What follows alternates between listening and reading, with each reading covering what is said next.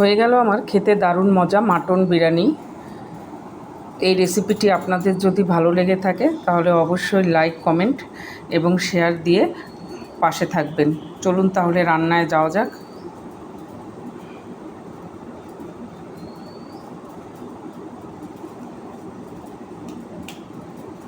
আসসালামু আলাইকুম, welcome to my page.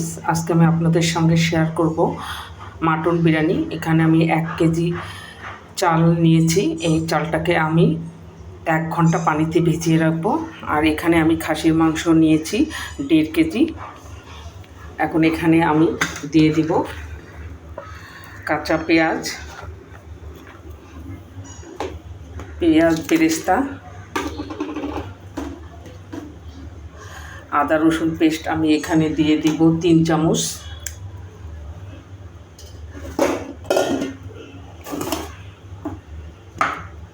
এখানে আমি কাজু বাদাম, কাঠবাদাম এবং পেস্তা বাদাম একসঙ্গে করে বেটে নিয়েছি, এগুলোকে আমি দিয়ে দিলাম। তারপরে দিয়ে দেব গোটা গরম মশলা, কিশমিশ বাটা।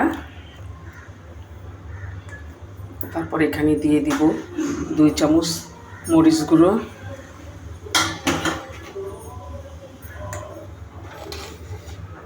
এখানে দিয়ে দিলাম স্বাদ মতো লবণ।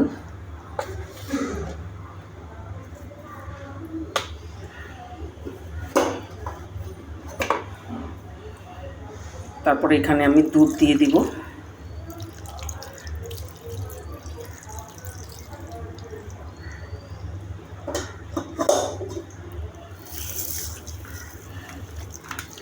এখন আমি খুব ভালোভাবে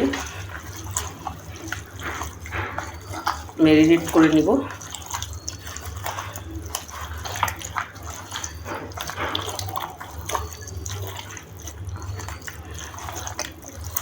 এটাকে আমি 2 ঘন্টা রেস্টে রেখে দিব।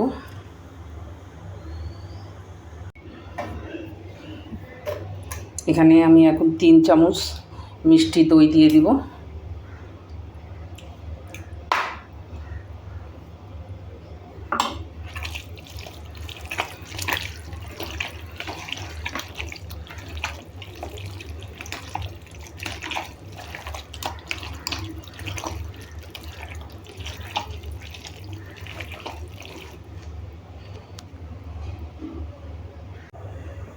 এখানে আমি পরিমাণ মতো তেল দিয়ে দিব।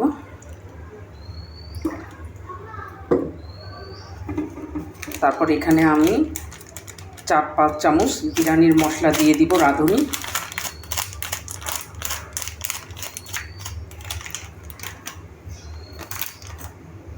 এখন আবার আমি ভালোভাবে মেখে এটা রেস্টে রেখে দিব।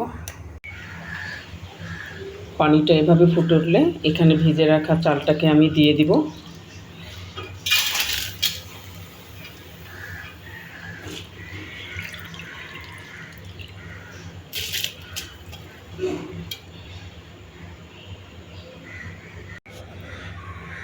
এখন এখানে আমি লেবুর রস দিয়ে দিলাম।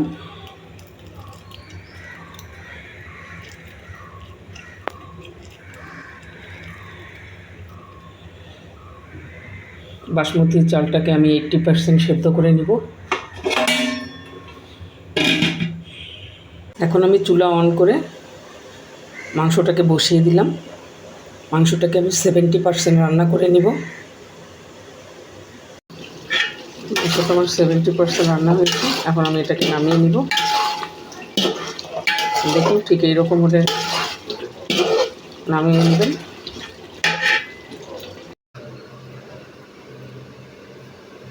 এখন আমি এখানে 80% সিদ্ধ করে রাখা বাসমতি চালটাকে দিয়ে দিব।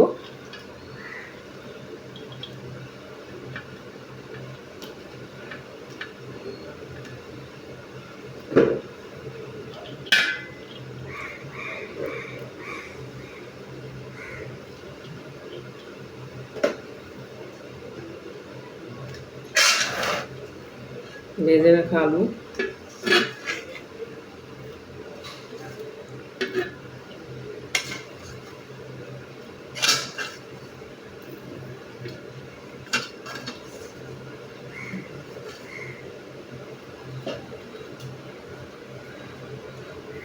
কাঁচামরিচ ফালি, কিশমিশ, আলু বোখরা এগুলোকে দিয়ে দিলাম।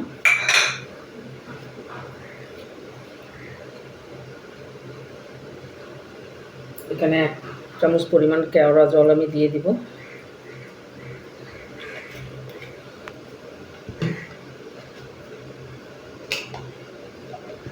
এখানে আমি 2 টেবিল চামচ পরিমাণ ঘি দিয়ে দিব।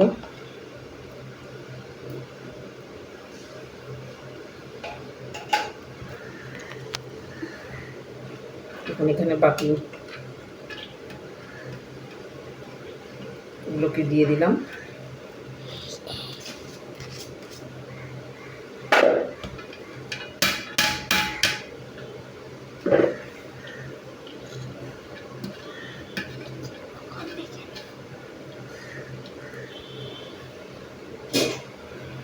ঢাকনা দিয়ে ঢেকে দিব। চুলার মধ্যে হাঁড়িটা আমি বসিয়ে দিলাম এবং বিরিয়ানিটাকে আমি 20 মিনিট মাঝারি আঁচে রান্না করে নিব। এখন ঢাকনা খুলে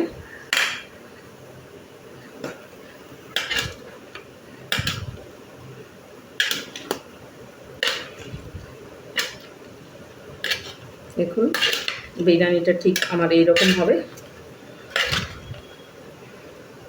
হয়ে গেল আমার মাটন বিরিয়ানি।